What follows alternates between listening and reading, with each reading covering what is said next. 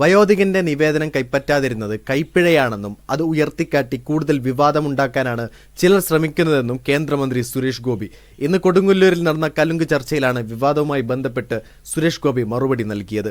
കൂടുതൽ വേലായുധന്മാരെ തനിക്ക് കാണിച്ചു തരാൻ സാധിക്കുമെന്നും വീടില്ലാത്തവരുടെ പട്ടിക ഉടൻ പുറത്തുവിടുമെന്നും കലുങ്ക് ചർച്ചയ്ക്കിടെ സുരേഷ് ഗോപി വ്യക്തമാക്കി.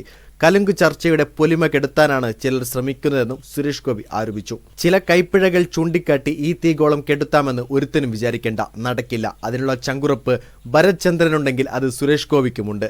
വേലായുധൻ ചേട്ടന് വീട് കിട്ടിയതിൽ സന്തോഷം. നല്ല കാര്യം. ഇനിയും ഞാൻ വേലായുധൻ ചേട്ടന്മാരെ അങ്ങോട്ടയക്കും. പാർട്ടി തയ്യാറെടുത്തിരുന്നോളൂ. ആർജവും ചങ്കുറ്ററും കാണിക്കണം. ഞാനൊരു ലിസ്റ്റ് അങ്ങോട്ട് പുറത്തുവിടും.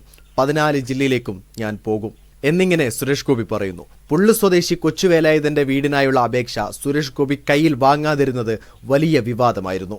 സുരേഷ് ഗോപി മടക്കി അയച്ച കൊച്ചുവേലായുധന് പിന്നീട് CPI വീട് പണിത് നൽകാമെന്ന് ഉറപ്പു നൽകി.